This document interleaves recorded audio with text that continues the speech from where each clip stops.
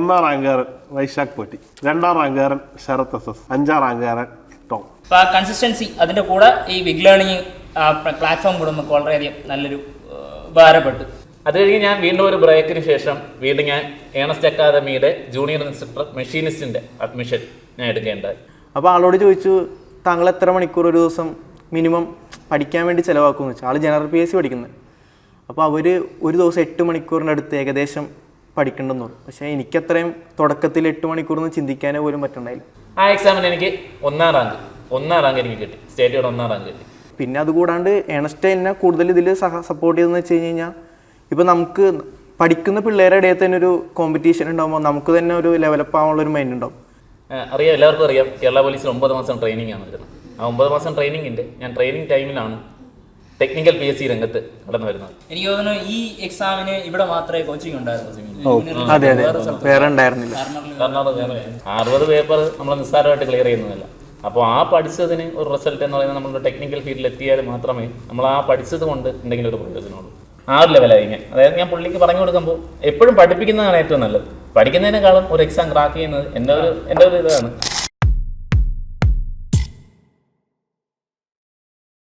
Ernest അക്കാഡമിയുടെ മറ്റൊരു പോഡ്കാസ്റ്റിലേക്ക് സ്വാഗതം.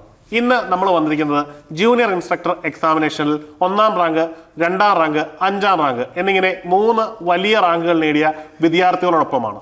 മാത്രമല്ല, ഇവർ നേടിയ മാർക്കാണ് ഏറ്റവും വിസ്മയകരമായ കാര്യം. 3 പേർക്കും 90 മാർക്കിൽ കൂടുതലാണ് ഈ എക്സാമിനേഷന് കരസ്ഥമാക്കാൻ കഴിഞ്ഞത്. ഇവരുടെ വിജയഗാഥയെ പറ്റിയാണ് ഇന്നത്തെ പോഡ്കാസ്റ്റ്. എല്ലാവർക്കും പോഡ്കാസ്റ്റിലേക്ക് സ്വാഗതം. ആദ്യമായിട്ട് നമുക്ക് 1-ാം റാങ്കുകാരൻ വൈശാഖ് പോറ്റി, 2-ാം റാങ്കുകാരൻ ശരത് എസ്, 5-ാം റാങ്കുകാരൻ ടോം. നിങ്ങൾക്ക് 3 പേർക്കും 90 മാർക്കിൽ കൂടുതൽ സ്കോർ ചെയ്യാൻ പറ്റി. ഒരു എക്സാമിനേഷൻ അത്രയും മാർക്ക് സ്കോർ ചെയ്യാന്ന് പറഞ്ഞാൽ അതും മത്സര പരീക്ഷയിൽ ഒരു നിസ്സാര കാര്യമേ അല്ല, വലിയൊരു കാര്യമാണ്. അപ്പോൾ നിങ്ങൾ 3 സാഹചര്യങ്ങളിൽ വളർന്നവർ, 3 സാഹചര്യങ്ങളിൽ വർക്ക് ചെയ്തവർ. എങ്ങനെയാണ് നിങ്ങൾക്ക് ഈ വലിയ നേട്ടം വളരെ നിസ്സാരമായി നേടിയെടുക്കാൻ കഴിഞ്ഞത്? ആദ്യം വൈശാഖ് പറ്റി. ഫസ്റ്റ് ഓഫ് ഓൾ, ഞാൻ ഈ ഒരു എക്സാമിന് വേണ്ടി മാത്രമല്ല പഠിച്ചത്. ഞാൻ തുടക്കകാലങ്ങളിൽ വലിയ എക്സാമുകൾക്ക് പോളി ലെക്ചർ, പിന്നെ അസിസ്റ്റൻറ്റ് എഞ്ചിനീയർ, അങ്ങനെയുള്ള എക്സാമുകൾക്കെല്ലാം പഠിച്ച് കൺസിസ്റ്റൻ്റ് ആയിട്ട്. അപ്പം എന്താ പ്രത്യേകത എന്ന് പറഞ്ഞു കഴിഞ്ഞാൽ, അതിലൊന്നും വലിയ റാങ്കിലേക്കൊന്നും എത്താൻ വേണ്ടി പറ്റില്ല, അല്ലെങ്കിൽ നമുക്കൊരു ജോലി കിട്ടുന്ന രീതിയിലുള്ള ഒരു റാങ്കിലേക്കൊന്നും എത്താൻ വേണ്ടി പറ്റില്ല. അപ്പോൾ കൺസിസ്റ്റൻ്റ് ആയിട്ട് തന്നെ പഠിച്ച് തന്നെയാണ് നമ്മൾ ഇന്ന് കാണുന്ന രീതിയിലുള്ള ഫസ്റ്റ് റാങ്ക്, സെക്കൻഡ് റാങ്ക്, അങ്ങനെയുള്ള ഒരു സിംഗിൾ ഡിജിറ്റ് റാങ്കിലേക്ക് എത്തിയത്. അപ്പോൾ ആ കൺസിസ്റ്റൻസി അതിൻ്റെ കൂടെ ഈ ബിഗ് ലേണിംഗ് പ്ലാറ്റ്ഫോം കൂടെ നമുക്ക് വളരെയധികം നല്ലൊരു ഉപകാരപ്പെട്ടു. അവിടെയുള്ള മെൻ്റർ സപ്പോർട്ടും അങ്ങനെയുള്ള കുറേ കാര്യങ്ങൾ, അല്ലെങ്കിൽ നമുക്ക് ആ ഒരു ടെസ്റ്റ് സീരീസ്, അങ്ങനെയുള്ള എല്ലാ സപ്പോർട്ടുകളും നമുക്ക് കിട്ടിയതുകൊണ്ടാണ് നമ്മൾ ഇത്തരത്തിലുള്ള ഒരു റാങ്കിലേക്ക് എത്തിയത്. പിന്നെ കൺസിസ്റ്റൻസി ഉണ്ട്, ആ പഠനത്തിൻ്റെ ഒരു കൺസിസ്റ്റൻസി ഉണ്ടായിരുന്നു. അതിലായിരുന്നു ഇന്നത്തെ ഒരു ലെവലിലോട്ട് എത്തി. ഓക്കെ, അതാണ് വൈശാഖ് പോറ്റിയുടെ ഒരു അനുഭവം. ഇനി ശരത്തിലേക്ക് എത്തിയ 2-ാം റാങ്ക് കിട്ടിയ ആളാണ്. 2-ാം റാങ്ക് കിട്ടിയെന്ന് മാത്രമല്ല, ഓൾറെഡി ജനറൽ PSC എഴുതിയ ഒരാളാണ്. ജനറൽ PSC എഴുതി കേരള പോലീസിൽ ജോലി ചെയ്യുന്ന ഒരാളാണ്. കേരള പോലീസ് നമുക്കറിയാം, അത്യാവശ്യം നല്ല തിരക്കുള്ളൊരു ജോലിയാണ്. ഈ തിരക്കുള്ള ജോലിക്ക് ഇടയിലിരുന്ന് വർക്ക് ചെയ്തെന്ന് മാത്രമല്ല 2-ാം റാങ്ക് കരസ്ഥമാക്കി. അതൊരു ചെറിയ കാര്യമല്ല. അപ്പോൾ എന്താണ് ശരത്തിൻ്റെ ആ ഒരു വഴിയിലൂടെ, ആ യാത്രയുടെ സക്സസിൻ്റെ ഒരു മന്ത്ര? നമസ്കാരം. ഞാൻ 2020 കേരള പോലീസിൽ ജോയിൻ ചെയ്യുന്നത്. 2020 ഡിസംബറിലാണ് ഞാൻ കേരള പോലീസിൽ ജോയിൻ ചെയ്യുന്നത്. അറിയാം, എല്ലാവർക്കും അറിയാം, കേരള പോലീസിൽ 9 മാസം ട്രെയിനിങ് ആണ് വരുന്നത്. ആ 9 മാസം ട്രെയിനിങ്ങിൻ്റെ ഞാൻ ട്രെയിനിങ് ടൈമിലാണ് ടെക്നിക്കൽ PSC രംഗത്ത് കടന്നു വരുന്നത്. ഞാൻ ആദ്യമായി എഴുതുന്ന പരീക്ഷ എന്ന് പറയുന്നത് ജൂനിയർ ഇൻസ്ട്രക്ടർ വെൽഡറാണ്.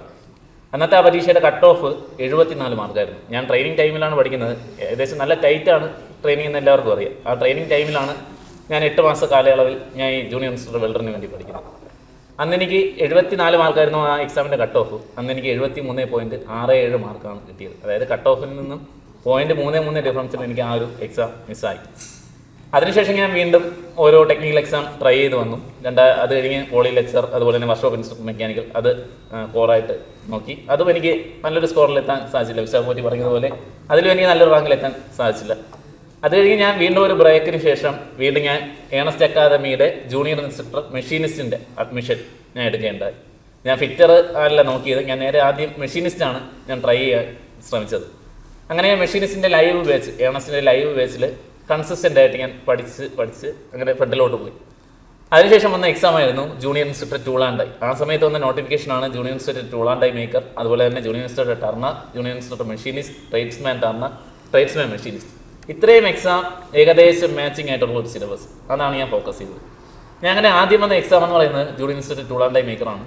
ആ എക്സാം ഞാൻ അത്യാവശ്യം വർക്ക് ചെയ്ത് ആദ്യം വരുന്ന എക്സാമിന് നന്നായിട്ട് പഠിക്കുക, ആ ഒരു ഫോക്കസിലാണ് ഞാൻ പിന്നെ പോയത്. ആദ്യം ജൂനിയർ ഇൻസ്റ്റിറ്റ്യൂട്ട് മെഷീനിസ്റ്റിൻ്റെ ക്ലാസ്സാണ് ഫോളോ ചെയ്തതെങ്കിലും ആദ്യം വരുന്ന സിലബസ് വരുന്ന ആദ്യ എക്സാമിന് നന്നായിട്ട് ഫോക്കസ് ചെയ്യുക. അങ്ങനെ ഞാൻ junior institute tool and die മേക്കറിന് നന്നായിട്ട് ഫോക്കസ് ചെയ്ത് പഠിച്ചു. ആ എക്സാമിന് എനിക്ക് ഒന്നാം റാങ്ക് എനിക്ക് കിട്ടി, സ്റ്റേറ്റിയുടെ 1ാം റാങ്ക് കിട്ടി. അതിനുശേഷം തൊട്ടടുത്ത് വന്ന എക്സാം ആയിരുന്നു ജൂനിയർ ഇൻസ്റ്റിറ്റ്യൂട്ട് ടർണർ. ഞാൻ നേരെ മെഷീനിസ്റ്റിൽ നിന്ന് ഷിഫ്റ്റ് ചെയ്ത് നേരെ ടർണറിലോട്ട് എത്തി. ആ എക്സാമിന് മെഷീനിസ്റ്റിൻ്റെ മെയിൻ ലിസ്റ്റിലുണ്ട്, ലിസ്റ്റ് വന്നിട്ടില്ല. അതിനുശേഷം എന്ത് ചെയ്തു, ടർണർ നന്നായിട്ട് ഫോക്കസ് ചെയ്തു. അതിനാണ് 2nd റാങ്ക്, അത് ഏകദേശം 90 മാർക്കോളം സ്കോർ ചെയ്യാൻ പറ്റി. അതിനുശേഷം വന്ന ട്രേഡ്സ്മാൻ മെഷീനിസ്റ്റ് 5th റാങ്കും അതുപോലെ തന്നെ ട്രേഡ്സ്മാൻ ടർണർ 8th റാങ്കും എഴുതിയ എല്ലാ പരീക്ഷയിലും മെയിൻ ലിസ്റ്റിൽ നല്ലൊരു റാങ്ക് കരസ്ഥമാക്കി. ഇതിൽ മെയിനായിട്ട് കൺസിസ്റ്റൻസിയാണ് ഈ ഒരു എക്സാമിനെ സംബന്ധിച്ച്, ഏതൊരു PSC എക്സാമിനെ സംബന്ധിച്ച് കൺസിസ്റ്റൻസിയാണ് ഏറ്റവും വലുതെന്ന് പറയുന്നത്. ആ കൺസിസ്റ്റൻസി ഉണ്ടെങ്കിൽ നമ്മൾ ആഗ്രഹിക്കുന്ന 1 ഡിജിറ്റ് റാങ്ക് നമുക്ക് എത്താൻ സാധിക്കും. അതുപോലെ തന്നെ മെൻറ്റർഷിപ്പ്, അതുപോലെ തന്നെ നല്ലൊരു മത്സരം, നമ്മളൊരു എക്സാമിന് പോകുമ്പോൾ നല്ലൊരു മത്സരം വരുന്നത് പോലെ ഈ ഒരു കോച്ചിങ് ഇൻസ്റ്റിറ്റ്യൂട്ടിൽ നല്ലൊരു മത്സരം നമുക്ക് പ്രതീക്ഷിക്കാം. ആ ഒരു മത്സരത്തിൽ നമ്മൾ എത്രത്തോളം മുന്നോട്ടെത്തുന്നത്, നമുക്കറിയാം ഒരു ഓട്ട മത്സരമാകുമ്പോൾ നമ്മൾ ഏറ്റവും മുന്നോട്ടെത്താനാണ് ശ്രമിക്കേണ്ടത്. അപ്പോൾ ആ ഒരു മത്സര പരീക്ഷയ്ക്ക് നമ്മൾ ആദ്യം, അതായത് കോച്ചിങ് ഇൻസ്റ്റിറ്റ്യൂട്ടിൻ്റെ മത്സര പരീക്ഷയിൽ ആദ്യം നമ്മൾ മുന്നോട്ടെത്താൻ ശ്രമിക്കുക. അതിലൂടെ നമുക്ക് നല്ല റാങ്ക് തീർച്ചയായും കരസ്ഥമാക്കാൻ സാധിക്കും. അതാണ് എൻ്റെ ഒരു അനുഭവം എന്ന് പറയുന്നത്. ഓക്കെ. ഇനി അടുത്തത് ടോം ജോസ് ആണ്. ടോം ജോസിനെ സംബന്ധിച്ച് പറയുകയാണെങ്കിൽ രണ്ടുപേരും തിരുവനന്തപുരത്തുകാരനാണ്.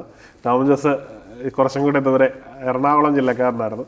അപ്പം ടോം ജോസ് പറഞ്ഞു പഠിച്ച സമയത്തെ പറ്റിയൊക്കെ പറഞ്ഞു. അതായത് ഇവരിൽ നിന്ന് ഭിന്നമായിട്ട് ലീവ് എടുത്ത് ഡെഡിക്കേറ്റ് ചെയ്തിരുന്ന് പഠിച്ച ഒരാളാണ്. ആ പഠിച്ചതിനൊരു പ്രയോജനമുള്ള ഒരു വ്യക്തി കൂടിയാണ്. 5ാം റാങ്ക് കരസ്ഥമാക്കി. ഏറെക്കുറെ മാർക്ക് തുല്യമായിട്ടുള്ളതാണ്, ഇൻ്റർവ്യൂവിനാണ് ഒരു മാർക്ക് കുറഞ്ഞത്. അപ്പോൾ 5ാമത്തെ റാങ്കിലേക്ക് മാറ്റപ്പെടുകയും ചെയ്തു. അപ്പം ഇവരിൽ നിന്ന് ഭിന്നമായിട്ട് ലീവ് എടുത്ത് പഠിച്ച ഒരാളെന്ന രീതിയിൽ താങ്കളുടെ പഠനത്തിൻ്റെ അനുഭവം എങ്ങനെയായിരുന്നു? എങ്ങനെയാണ് താങ്കൾ പഠിച്ചത്? ഞാൻ ഈ പഠിത്തം തുടങ്ങുന്നതിന് മുമ്പ് ഒരു എഞ്ചിനീയറിംഗ് കോളേജ് വർക്ക് ചെയ്തിട്ടുണ്ടായി ലാബ് ഇൻസ്ട്രക്ടറായിട്ട്. അതിനുശേഷം അവിടെ നിന്ന് റിസൈൻ ചെയ്തു, വേറെ ജോലിക്കൊക്കെ പോയി. പക്ഷെ അതൊന്നും ശരിയായില്ല. അതിനുശേഷമാണ് ഞാൻ പഠിക്കാൻ വേണ്ടിയിരുന്നത്. പക്ഷേ ഞാൻ ആദ്യം എടുത്ത കോഴ്സ് എന്ന് പറഞ്ഞു കഴിഞ്ഞാൽ ട്രേഡ്സ്മാൻ ഫിറ്ററായിരുന്നു. അത് ഞാൻ വേറൊരു പ്ലാറ്റ്ഫോമിൽ എടുത്തത്. പക്ഷെ അതെനിക്ക് ജസ്റ്റ് അവർ പഠിപ്പിച്ച് തന്നത് മാത്രം എന്താണോ അത് മാത്രമേ ഞാൻ പഠിച്ചിട്ടുണ്ടായുള്ളൂ. അന്ന് അതിനെപ്പറ്റി എനിക്ക് കൂടുതൽ അറിയില്ലായിരുന്നു. ഈ സിലബസിനെ പറ്റിയോ അല്ലെങ്കിൽ കൂടുതൽ നമ്മൾ ക്വസ്റ്റ്യൻസ് വർക്കൗട്ട് ചെയ്യുന്നതിനെ പറ്റി ഒരു ഐഡിയ ഉണ്ടായില്ല. ജസ്റ്റ് ഒരു ദിവസം ചിലപ്പോൾ ഒരു 4 മണിക്കൂർ 5 മണിക്കൂർ മാക്സിമം പഠിക്കും. അതിൽ നിന്ന് കിട്ടുന്നൊരു റിസൾട്ട് കൊണ്ട് ക്രാക്ക് ചെയ്യാൻ പറ്റും എന്നായിരുന്നു എൻ്റെ ഒരു വിശ്വാസം. പക്ഷേ റിസൾട്ട് വന്നപ്പോൾ മനസ്സിലായി നമുക്കൊരു മെയിൻ ലിസ്റ്റിൽ പോലും കിട്ടണമെങ്കിൽ അതിൽ കൂടുതൽ എഫേർട്ട് ഇടണമെന്ന് നമുക്ക് കാര്യം മനസ്സിലായി. അങ്ങനെ ഇരിക്കണ എൻ്റെ ഒരു ഫ്രണ്ട്, ആൾ PSCക്ക് പഠിച്ചുകൊണ്ടിരിക്കുന്ന ആളാണ്. അപ്പോൾ ആളുടെ ഒരു നിർദ്ദേശപ്രകാരമാണ് ഞാൻ ആദ്യമായിട്ട് സിലബസ് ഡൗൺലോഡ് ചെയ്ത് സിലബസ് കേന്ദ്രീകരിച്ചുകൊണ്ട് പഠിക്കാൻ തുടങ്ങിയത്. അപ്പോൾ ആളോട് ചോദിച്ചു, താങ്കൾ എത്ര മണിക്കൂർ ഒരു ദിവസം മിനിമം പഠിക്കാൻ വേണ്ടി ചിലവാക്കുമെന്ന് വെച്ചാൽ. ആൾ ജനറൽ PSC പഠിക്കുന്നത്. അപ്പോൾ അവർ ഒരു ദിവസം 8 മണിക്കൂറിൻ്റെ അടുത്ത് ഏകദേശം പഠിക്കേണ്ടെന്ന് പറഞ്ഞു. പക്ഷേ എനിക്കത്രയും തുടക്കത്തിൽ 8 മണിക്കൂറൊന്നും ചിന്തിക്കാനേ പോലും പറ്റുന്നുണ്ടായില്ല. പക്ഷേ ഞാൻ എൻ്റെ ഒരു രീതി എങ്ങനെയാണെന്ന് വെച്ച് കഴിഞ്ഞാൽ, ഞാൻ തുടക്കത്തിൽ ആദ്യത്തെ ഒരു മാസം ഒരു 6 മണിക്കൂർ പഠിക്കുക, ഒരു 100 ക്വസ്റ്റ്യൻസ് മിനിമം അറ്റൻഡ് ചെയ്യുക എന്നുള്ള രീതിയിൽ ഞാൻ അങ്ങനെ തുടങ്ങി. അതും ഈ ക്വസ്റ്റ്യൻസ് ഡെയിലി അറ്റൻഡ് ചെയ്യണമെന്നുള്ളതും ഈ ഫ്രണ്ടിൻ്റെ ഒരു നിർദ്ദേശമായിരുന്നു. അങ്ങനെ ഞാൻ ആ ഒരു മാസം 6 മണിക്കൂർ പഠിച്ചു, മിനിമമായിട്ട് 100 ക്വസ്റ്റ്യൻസ് മിനിമം അറ്റൻഡ് ചെയ്യും. അടുത്ത മാസം വരുമ്പോൾ എനിക്കത് ഇമ്പ്രൂവ് ചെയ്യണമെന്ന് എനിക്ക് തന്നെ ഒരു ആഗ്രഹം ഉണ്ടായിരുന്നു. അപ്പോൾ അടുത്ത മാസം ഞാനത് 7 മണിക്കൂറാക്കി 200 ക്വസ്റ്റ്യൻസ് ആക്കി. അങ്ങനെ ഒക്ടോബർ മാസത്തിലായിരുന്നു പരീക്ഷ, അല്ലേ കറക്റ്റ് എൻ്റെ ഓർമ്മയിലായിരുന്നു ഒക്ടോബർ മാസത്തിലായിരുന്നു. ആ ഒരു സമയമായപ്പോഴേക്കും എനിക്കൊരു 10 മണിക്കൂർ ഒരു 500 ക്വസ്റ്റ്യൻസ് മിനിമം അത്ര എത്തിക്കാൻ എന്നെക്കൊണ്ട് സാധിച്ചിട്ടുണ്ട്. ഞാൻ അതിൽ കൂടുതൽ പോയിട്ടുണ്ട്. ചില ദിവസങ്ങളിൽ ഇപ്പോൾ നമുക്ക് കുറച്ച് പഠിക്കാൻ കൂടുതൽ ഇൻട്രസ്റ്റ് ഉള്ള ദിവസങ്ങളിൽ നമുക്ക് അതിൽ കൂടുതൽ സ്വാഭാവികമായിട്ടും പോകാൻ പറ്റും. അപ്പോൾ ഇതായിരുന്നു എൻ്റെ ഒരു പഠിക്കുന്ന ശൈലി എന്ന് പറയുന്നത്. പിന്നെ അതുകൂടാണ്ട് ഏണസ്റ്റ് എന്നെ കൂടുതൽ ഇതിൽ സപ്പോർട്ട് ചെയ്തതെന്ന് വെച്ച് കഴിഞ്ഞ് കഴിഞ്ഞാൽ, ഇപ്പോൾ നമുക്ക് പഠിക്കുന്ന പിള്ളേരുടെ ഇടയിൽ തന്നെ ഒരു കോമ്പറ്റീഷൻ ഉണ്ടാകുമ്പോൾ നമുക്ക് തന്നെ ഒരു ഡെവലപ്പ് ആവാനുള്ളൊരു മൈൻഡ് ഉണ്ടാവും. ഇപ്പോൾ അവരിൽ തന്നെ എല്ലാ വീക്കിലും നമുക്ക് എക്സാംസ് കണ്ടക്ട് ചെയ്യാറുണ്ട്. അപ്പോൾ ഓൾമോസ്റ്റ് മിക്ക സമയത്ത് ഞങ്ങൾ ഒരു 4 പേരൊക്കെ ആയിരിക്കും ഈ റാങ്കിൽ 1st 2nd 3rd എന്നൊക്കെ പറഞ്ഞത്. അപ്പം ഞങ്ങൾക്ക് തന്നെ ഒരു കോമ്പറ്റീഷനാണ് അടുത്ത എക്സാമിൽ എന്ന് വെച്ച് കഴിഞ്ഞാൽ ആര് ഫസ്റ്റ് അടിക്കണം എന്നുള്ളൊരു ഞങ്ങളുടെ ഇടയിൽ തന്നെ അറിയാണ്ട് ഒരു കോമ്പറ്റീഷൻ സംഭവം. നമുക്ക് പരസ്പരം പരിചയമില്ലെങ്കിലും മുഖം അറിയത്തില്ല. അതെ, പേര് മാത്രം എല്ലാവർക്കും അറിയാം. ചിലപ്പോൾ PSCയുടെ ഇന്റർവ്യൂ വരുന്ന സമയത്തായിരിക്കും പരിചയപ്പെടുന്നു. PSCയുടെ തിരുവനന്തപുരത്ത് വെച്ചാണ് ഞങ്ങൾ പരിചയപ്പെടുന്നു. ഒരേ ദിവസമായിരുന്നു ഇന്റർവ്യൂ വരുമ്പോൾ നമ്മൾ കറക്റ്റ് അറിയും ഇയാളാണ്. അപ്പോൾ അത് ഞങ്ങളുടെ ഇടയിൽ തന്നെ ഒരു കോമ്പറ്റീഷൻ ഞങ്ങളറിയാണ്ട് തന്നെ ഉണ്ടാക്കിയിട്ടുണ്ട്. ഇപ്പോൾ പരീക്ഷ കഴിഞ്ഞാൽ ആദ്യത്തെ ദിവസം തന്നെ രഞ്ജിത്ത് തന്നെ വിളിച്ചിട്ടുണ്ടായിരുന്നു. പുള്ളി വിളിച്ചിട്ട് എൻ്റെ അടുത്ത് സംസാരിച്ചത് എന്താണെന്ന് വെച്ച് കഴിഞ്ഞാൽ ഈ കോമ്പറ്റീഷൻ ബേസ് ചെയ്തിട്ട് നമുക്ക് അന്ന് ഞാനും ആ ടോപ്പ് 3 ഉണ്ടായിരുന്നു. അപ്പോൾ എൻ്റെ പെർഫോമൻസ് എങ്ങനെയെന്ന് അറിയാൻ വേണ്ടി ആളൊരു ആശ്ചര്യപൂർവ്വം വിളിച്ച് നമ്മളുടെ അടുത്ത് കാര്യങ്ങളൊക്കെ സംസാരിച്ചിരുന്നു. മാർക്ക് കിട്ടണമെങ്കിൽ നീ എന്തോ എക്സ്ട്രാ എന്തോ ചില ആൾക്കാർ പറഞ്ഞു തരും. പിന്നെ നമ്മുടെ ഇൻസ്റ്റിറ്റ്യൂട്ടിലുള്ള ആൾക്കാർ തന്നെ പറഞ്ഞു വേറെ ഒന്നും ചെയ്തില്ല, ഇതിനെ കുറച്ചുകൂടെ പഠിച്ചു.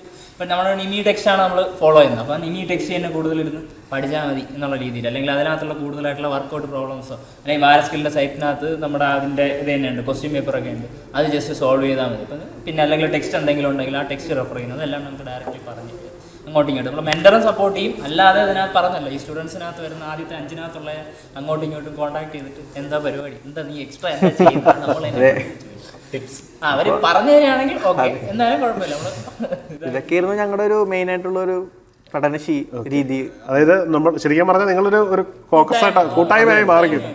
നമ്മളെ ഈ കമ്പൈൻ സ്റ്റഡി എന്ന് പറഞ്ഞതുപോലെ നമ്മൾ ഈ ഓൺലൈൻ വഴി നേരിട്ടൊരു ഇതില്ലെങ്കിലും ഒരു കമ്പൈൻ സ്റ്റഡി. ഓ ശരി ശരി ശരി, അത് വലിയൊരു പോസിറ്റീവ് കാര്യമാണ്. ആരൊക്കെയാണ് ഇതിനകത്ത് ഇരിക്കുന്നത്, അല്ലെങ്കിൽ ആരൊക്കെയാണ് ഈ മത്സര പരീക്ഷ ഈ കറസ്പോണ്ടിങ് ആയിട്ടുള്ള ഈ എക്സാം എഴുതുന്ന ആരൊക്കെയാണ് ഈ ഒരു ഇതിലോ? എനിക്ക് തോന്നുന്നു ഈ എക്സാമിന് ഇവിടെ മാത്രമേ കോച്ചിങ് ഉണ്ടായിരുന്നു, അതെ അതെ, വേറെ ഉണ്ടായിരുന്നില്ല. അപ്പൊ നമുക്ക് മനസ്സിലാവും. ഇപ്പം ഒരു ഇതിൽ തന്നെ 116 പേരുണ്ടെങ്കിൽ ആ 116 പേരും ഇതിലേക്ക് ഫോക്കസ് ചെയ്യുന്നവർ മെയിനായിട്ട് ഏതെങ്കിലും ഇൻസ്റ്റിറ്റ്യൂട്ടിൽ ഫോക്കസ് ചെയ്യുന്നവർ ഈ ഒരു എക്സാമിന് ഇപ്പോൾ ജൂനിയർ ഇൻസ്റ്റിറ്റ്യൂട്ട് ഫോക്കസ് ചെയ്യുന്ന ഒരാൾ ആ ഒരു ഇൻസ്റ്റിറ്റ്യൂട്ടിലോട്ട് എത്തും. അപ്പോൾ അവിടെ നിന്ന് വരുന്ന കോമ്പറ്റീഷനാണ് നേരെ PSC റിഫ്ലക്ട് ചെയ്യുന്നത്. അതെ, സെയിം ആയിട്ടുള്ള ആൾക്കാർ, സെയിം ആൾ തന്നെയല്ല അതിനകത്തുള്ളത്. പിന്നെ നമുക്കൊരു അഡ്വാൻറ്റേജ് ഉണ്ടായെന്ന് വെച്ച് കഴിഞ്ഞാൽ ഈ ജെയുടെ സിലബസുകളെല്ലാം ഏകദേശം തുല്യമായതുകൊണ്ട് ഇപ്പം ഞാനും ആദ്യം ശരത്ത് പറഞ്ഞ പോലെ തന്നെ ടൂളാണ്ടേ ചെയ്തിട്ടുണ്ടായിരുന്നു, ഫിറ്റർ ചെയ്തിട്ടുണ്ടായുള്ളൂ. അത് കഴിഞ്ഞിട്ടാണ് ടർണർ എക്സാം വന്നത്, അത് കഴിഞ്ഞിട്ടാണ് മെഷീനിസ്റ്റ്. അപ്പോൾ ടൂളാണ്ടേ ആദ്യം എഴുതി കഴിഞ്ഞപ്പോൾ നമുക്കൊരു വിലയിരുത്താൻ പറ്റി, നമുക്ക് എത്ര പഠിച്ചു കഴിഞ്ഞ് കഴിഞ്ഞാൽ നമുക്ക് ഈ എക്സാമിൽ എത്ര മാർക്ക് കിട്ടും, ഒരു ഏകദേശം ഒരു മാർക്ക് നമുക്ക് അറിയാൻ പറ്റുള്ളൂ. അപ്പോൾ അതിനനുസരിച്ച് നമുക്കൊരു 2 ആഴ്ചത്തെ ഗ്യാപ്പ് ഉണ്ടായിരുന്നു. ആ 2 ആഴ്ച നമുക്ക് കുറച്ചും കൂടി ഒരു ഇമ്പ്രൂവ്മെൻറ്റ് ഫിറ്ററിലും ടർണറിലും കൊണ്ടുവരാൻ പറ്റി. അപ്പോൾ അതൊക്കെ നമ്മളെ വല്ലാണ്ട് സഹായിച്ചിട്ടുണ്ട്, ആ ഒരു എക്സാം രീതിയും എല്ലാം. ഒരു ഇതാണ് സ്ട്രാറ്റജി. അപ്പം ഓക്കെ, നിങ്ങൾ പഠിച്ച കാര്യം പറഞ്ഞു. അപ്പോൾ ഞാൻ വളരെ പേഴ്സണലായിട്ടൊരു കാര്യം ചോദിച്ചത്, എന്തായാലും നിങ്ങൾ എത്രയൊക്കെ എഫേർട്ട് ഇട്ട സ്ഥിതിക്ക് നിങ്ങളുടെ പരിപാടി ഇവിടെ നിർത്താൻ ഉദ്ദേശിക്കുന്നതെന്ന് എനിക്ക് മനസ്സിലായി. ഇനിയും മെക്കാനിക്കൽ സ്ട്രീമാണ്, ബിടെക്കുകാരാണ്. ഇനി വരാൻ പോകുന്നത് എന്തൊക്കെയാണ് നിങ്ങളുടെ പ്ലാൻ? ഈ കഴിഞ്ഞ സെറ്റിൽ നമുക്ക് കിട്ടാത്ത കുറച്ച് എക്സാംസ് ഉണ്ടായിരുന്നു. ഇപ്പം എക്സാമ്പിൾ പോളി ലെക്ചറിൽ നിന്നാണ് സ്റ്റാർട്ട് ചെയ്യുന്നത് പറഞ്ഞു. അപ്പം അതൊന്നുകൂടെ ഒന്ന് പൊടി തട്ടി എടുക്കണമെന്നൊരു ആഗ്രഹമുണ്ട്. അത് തന്നെയായിരിക്കും തീർച്ചയായിട്ടും ഉണ്ടാക്കുന്നത്. നടക്കട്ടെ, പോകാനും അല്ല എല്ലാവരുടെയും. അത് മാത്രമേ ഉള്ളൂ? അല്ല, പോളി ലെക്ചറാണ് ഏറ്റവും ഇതായിട്ട് ഫസ്റ്റ് പോളി. പിന്നെ അതിനുശേഷം അതിൻ്റെ കൂടെ വരുന്ന AMBയും അതുപോലെ തന്നെ വർക്ക്ഷോപ്പ് ഇൻസ്ട്രക്ടർ എന്നൊക്കെ പറഞ്ഞ എക്സാംസ്. പിന്നെ ഇപ്പോൾ റീസെൻ്റ് ആയിട്ട് നടക്കുന്ന ഇറിഗേഷൻ ഇപ്പം കഴിഞ്ഞ 2 എക്സാംസ് ഉണ്ടായിരുന്നു. കേരള വാട്ടർ ഇതിൻ്റെ നമ്മുടെ ഗ്രൗണ്ട് വാട്ടർ ഡിപ്പാർട്ട്മെൻറ്റിൻ്റെ അത് കഴിഞ്ഞു. ഇനി അതിനുശേഷം ഇറിഗേഷൻ ലെവലപ്പ് ആയിട്ടുള്ള കുറച്ചുകൂടെ വലിയ എക്സാംസിലേക്ക് ഫോക്കസ് ചെയ്യാൻ വേണ്ടിയിട്ടാണ്. 3 പേരും അതേ പ്ലാൻ തന്നെയാണ്. നമ്മുടെ ക്വാളിഫിക്കേഷനുമായിട്ട് ബന്ധപ്പെട്ട് ഏറ്റവും വലിയൊരു നമ്മളിപ്പോൾ ഡിപ്ലോമ അല്ലെങ്കിൽ ഒരു IT ലെവലാണ്. അപ്പോൾ കുറച്ചുകൂടി ഉയർന്ന പോസ്റ്റിലേക്ക് എന്തായാലും തീർച്ചയായിട്ടും നമ്മൾ അത് നോക്കും. എന്തായാലും ജോലി ചെയ്തേ പറ്റുള്ളൂ. അതെ, തീർച്ചയായിട്ടും. അപ്പോൾ മാക്സിമം അതിൽ കിട്ടുന്ന നമ്മളെ ക്വാളിഫിക്കേഷൻ കിട്ടുന്ന ഏറ്റവും മാക്സിമം ട്രൈ ചെയ്യും. അത് നമുക്കിപ്പോൾ പഠിക്കുക ഈ എക്സാമിന് ഇപ്പോൾ ഒരു 1ാം റാങ്ക് അല്ലെങ്കിൽ 2ാം റാങ്ക് വരുമ്പോൾ അടുത്ത എക്സാമിനൊരു മോട്ടിവേഷൻ അവിടെ നമുക്ക് കിട്ടും. നമ്മളൊരു എക്സാമിന് നല്ലൊരു റാങ്ക് വരുമ്പോൾ നമുക്ക് അവിടെ നിന്ന് നമ്മളെ ഒരു കോൺഫിഡൻസ് ഇമ്പ്രൂവ് ആകും, നമുക്ക് മനസ്സിലാകും. നമ്മൾ കറക്റ്റ് കൺസിസ്റ്റൻസിയിൽ വർക്ക് ചെയ്യുന്നെങ്കിൽ അപ്പോൾ എനിക്കും അവനൊക്കെയാണെങ്കിൽ ഞങ്ങൾക്ക് മനസ്സിലായി, ജനറൽ കാറ്റഗറി ആണെങ്കിലും നമുക്ക് ഈ ഒരു റാങ്കിൽ എത്തിക്കഴിഞ്ഞാൽ പോലും നമുക്ക് ക്രാക്ക് ചെയ്യാന്നുള്ളത്. എങ്ങനെയാണ് നമുക്ക് അഡ്വൈസ് വരുന്നതെന്നുള്ള സംഭവം. ഇപ്പോൾ 2ാമത്തെ റാങ്ക് കിട്ടിയ ആൾക്ക് 5ാമതാണ് അഡ്വൈസ്, 1ാമത്തെ റാങ്ക് കിട്ടിയ ആൾക്ക് 3ാമതാണ്. പുള്ളി ഇപ്പം നോക്കി കഴിഞ്ഞാൽ ഇപ്പോൾ ടൂളാണ്ടേ മേക്കർ ഇതിലായിട്ടും 1 മാസം ആയല്ലേ അഡ്വൈസ് വന്നിട്ടില്ല. അപ്പോൾ അത്രയും കോമ്പറ്റീഷൻ ഇവിടെ ഉണ്ട്. നമ്മൾ മാക്സിമം നമ്മൾ ഏതൊരു എക്സാമിന് പഠിച്ചാലും നമുക്ക് മാക്സിമം എവിടെ നിന്ന് റിസോഴ്സ് കിട്ടും. ആ ഒരു ഇപ്പോൾ ഒരു ഇൻസ്റ്റിറ്റ്യൂട്ട് അല്ലെങ്കിൽ ഒരു ഇൻസ്റ്റിറ്റ്യൂട്ട് 2 ഇൻസ്റ്റിറ്റ്യൂട്ടിൻ്റെ ക്ലാസ് ആയാലും നമുക്കൊരു വിഷയമല്ല. കാരണം നമുക്ക് അവിടുത്തെ റിസോഴ്സും കിട്ടും, ഇവിടുത്തെ റിസോഴ്സും കിട്ടും.